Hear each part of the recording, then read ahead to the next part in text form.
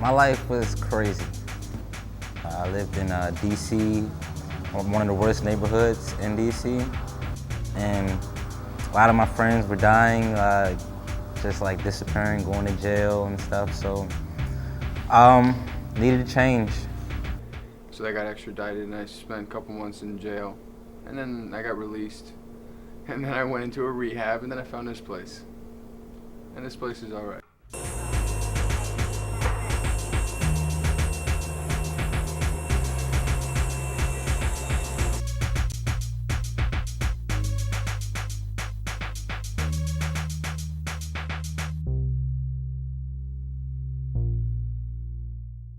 And a lot of people who I was with are either in jail or dead.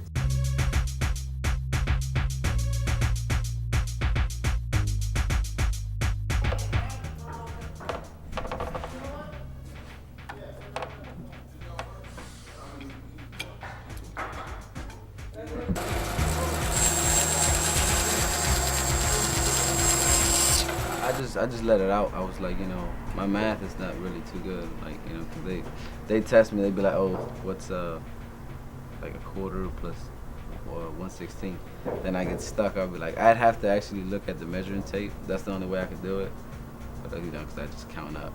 But and then like he was like, you have to learn how to do it in your head, you know, because that's how you're gonna make your money, for real. You know, you can't just always depend on the tape. So then I was like, yeah, you're right. And over the time, you know, I was just like, it's hard, I can't do it. So, and then there was like, okay, we're gonna get you a tutor. 6 times 12, 6 times 2 is, 6 times 1 is, 6, and 1 is 7. Remainder? The GED test, I've been studying for 5 months. It was one of the hardest things I've ever done in my life. I could say it was not easy. I would study all the time. I was in the books. At the library, I would read three or four books at a time. I was just going for it. And it paid off. People, the guys here was like, man, you got a tutor every day, man. I couldn't do it. I was like, well, I want something, you know. When you really want it, you work hard for it. So they put you through a lot of different things, but you think it's more just to do it, but it actually teaches you more than what you even think you're learning. Like, you wouldn't even know. It's like, you're like, oh, I don't know why I'm doing this, I don't understand it. But later on, you're like, oh, that's why I was doing that. Oh, okay, I understand now. You know? They teach you a lot of great stuff, like, you know, waking up on time, getting to work on time, coming to work prepared, coming to school prepared, attendance and all that stuff. You know, normal stuff that normal people do. We wanted to go from Europe to Asia, and we wanted to avoid thieves and robbers, and we also wanted to do the direct route. How about fast? Yeah. We wanted a more direct route, and we wanted it fast. Actually, my mom saw an advertisement on TV, and she told me to call, so I called. Took a tour of the shop, and after that, it looked easy. From the appearance, it looks easy, but it's not. It's not easy. It's just, if you, like, before I came here, I haven't been to school in 4 years. I was out of school for 4 years. I left school at 18. And, you know, I haven't done any math, any type of arithmetic with anything, fractions, trigonometry, like people, I never knew what boat building, I knew about boats, but I never knew how they were built. I thought it was easy. Like, if you look at it, you just think, hey, let's glue some wood together, nail it, and that's done, but it's more than that, you know, and the history of it. You learn a lot from it. They don't just teach you how to build it, they teach you the history that goes back, how it's done, and, you know, it's fun now. It was difficult at first, I didn't like it, but it was a challenge, and that's what kept me coming back. For the new folks, congratulations. If you're still standing, you made it through the first pay period. So hoo-ha. Some of you actually got your attendance raise. They pretty strict on attendance, and they pretty strict on what time you here. You know, they want you to be here extra early.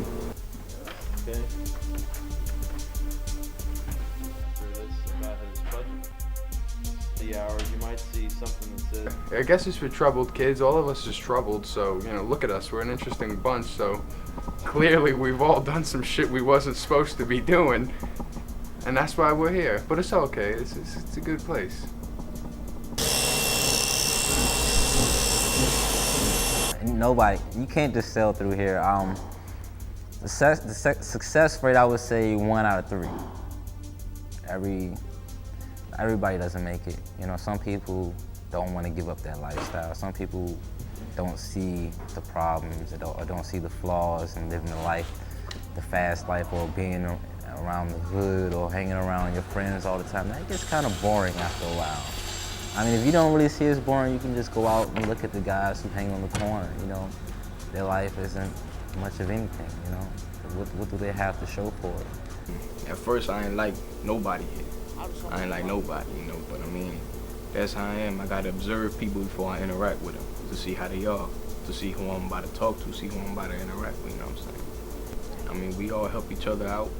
You know, somebody need help, we help them. Somebody need to do something, and don't know how to do it, we teach them, we show them, you know, we guide them. I mean, it's like a family. We all help each other out. You meet the people here, the volunteers, and how they dedicate their time. They don't get paid for their time. They're here for free, you know, and they want to help.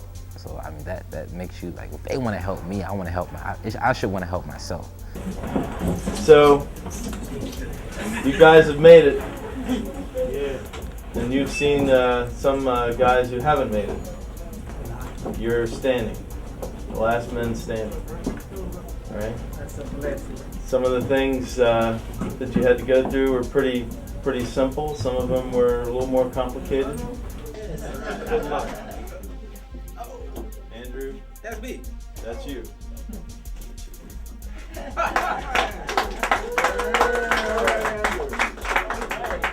Edgar? And extra congratulations to Edgar. We're here because, I think you asked once before, why are we doing this? We're doing this because we love you guys. And that's the thing we've all learned, to love each one of you individually, because we learned that you all have a gift, that you've got the gift of the world. There's a song that I like to listen to. It says, don't look down on a man unless you're picking him up. That's right. So remember that in your life, is walking alone.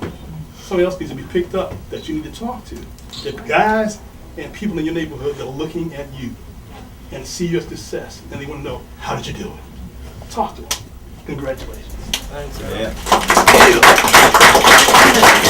I'm almost sad to see him complete. I really am. Because I knew that he would get up. Anytime he would get up at 7:30, be at work at 7:30 in the morning, every morning. And I'll be saying, Andrew, I gotta go. And there was something going on there.